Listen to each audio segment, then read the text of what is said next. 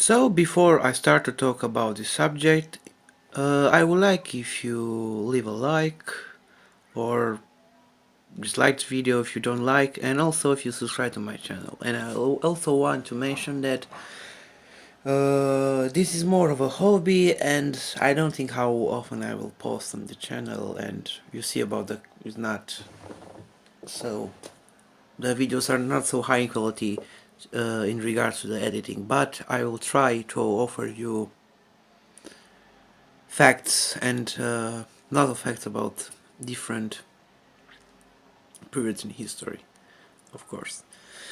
So let's talk about the birth of the People's Republic of China.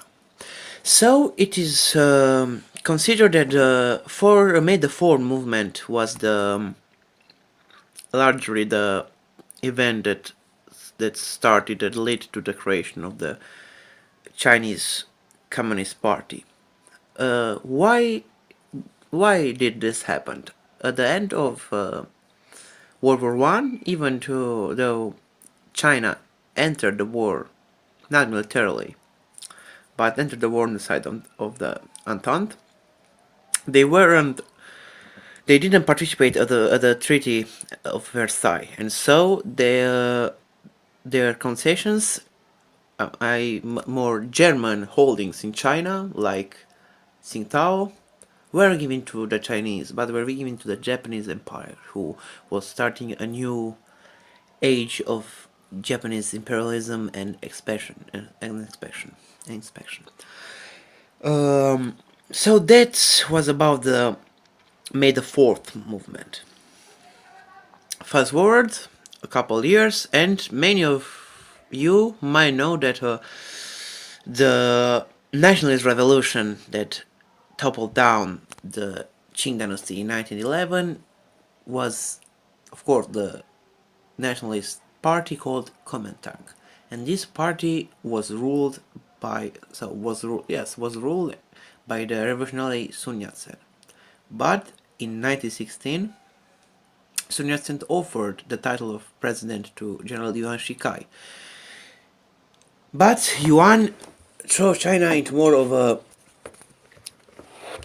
dictatorship. He was more of a dictator, and after his death, China split into many autonomous regions led by warlords, and the KMT, as was known, the Kuomintang, ruled only the south.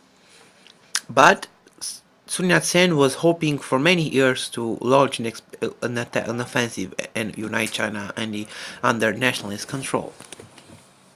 This will happen when Sun Yat-sen died in 1925, and in 1935 he was replaced by one of his generals, Chiang Kai-shek. So Chiang Kai-shek decided to attack the warlords and unify China, but he lacked the weapon weapon power, and the Chinese army was not ready for such an offensive. So he had asked for help from the Soviet Union, who offered them supplies and weapons, but under one condition: they must form a united front with a small Communist Party of China, and so they did. And the communist military was integrated in the National Revolutionary Army, as it was called.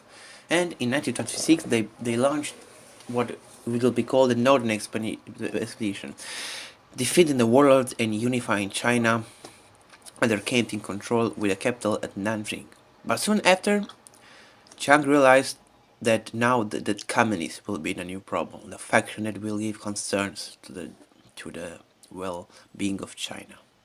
So in 1927, in Nanjing, he ransomed mercenaries to slaughter the communists in the streets of the city, and this started the Chinese Civil War in 1927.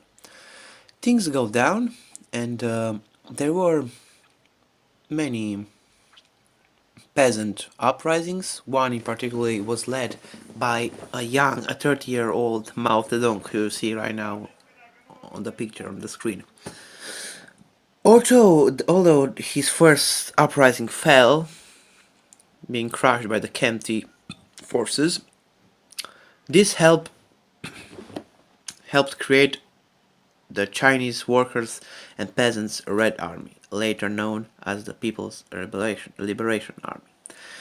The Chinese Civil War will go forward.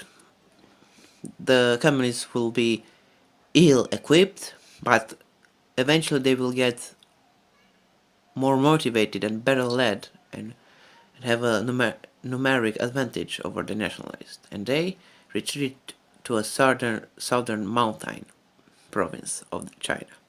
In 1934, Chiang Kai-shek assembled a very large army wanting to encircle, what would be called encirclement campaigns. But in 1934, again led by Mao Zedong, they broke through the KMT position and began the Long March, something that will go into the Chinese communist culture as an act of heroism. So, from 1934 to 1935, they trespassed China to the north in the Xiangxi province, and this helped Mao Zedong to occupy the head of the Communist Party. The war will continue with many skirmishes.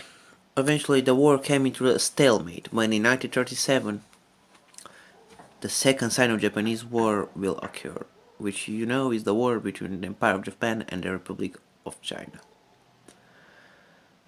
A year before, in 1936, Chiang Kai-shek knew that the Japanese will have interest in China because in 1931 they invaded Manchuria and created the puppet state of Manchukuo. And so he agreed to form the Second United Front with the communists once more. So they formed the United Front, and together they engaged in battles with the Japanese in Nanjing, Beijing, Shanghai, Wuhan, and so forth, with the communist military being integrated in the KMT front, being known as the Eighth Route Army. And one of the main battles of the Second Sino-Japanese War, which was later integrated into World War II, was the offensive was the 100th Regiment offensive, when the communists managed to attack the Japanese and destroy railroads and telegraph lines. In August 1945, the Americans launched the nuclear attacks on Hiroshima and Nagasaki, while the Soviet Union invaded Manchuria. This made the Japanese surrender. As expected, the Chinese Civil War resumed less than a year later, in 1946. As you may know, the communists won the war, and Mao Zedong established in October 1949 the People's Republic of China. Now they wanted to pursue and destroy Chiang Kai-shek and the communists once forever. Forever. But Chiang Kai-shek and a couple million refugees fled to Taiwan, and the communists weren't able to pursue them because now U.S. ships guarded the island in the Taiwan Strait. So they turned their attention to Tibet. Tibet was for many centuries claimed by China, since the year 6040 AD, when a Tibetan princess was married to a emperor from the Tang Chinese dynasty. So, in 1950, when diplomatic talks fell down with the Tibetans, with the Dalai Lama, they defeated the Tibetan army at the Battle of Kwang Do. But things in Tibet were left aside because by October 1950, China was already involved in the Korean War. So they returned in 1951 to Tibet and made the Dalai Lama to sign the 17 Points Agreement, which still the Dalai Lama ruled, but Tibet will be largely under Chinese control. That will be until 1959, with the Tibetan uprising, which was abolished by the Chinese troops, and the Dalai Lama fled into India. Now the Chinese annexed totally annexed Tibet. And by now, with a great after that, Mao will establish the Great Leap Forward, and this helped make China the industrial power that we know today.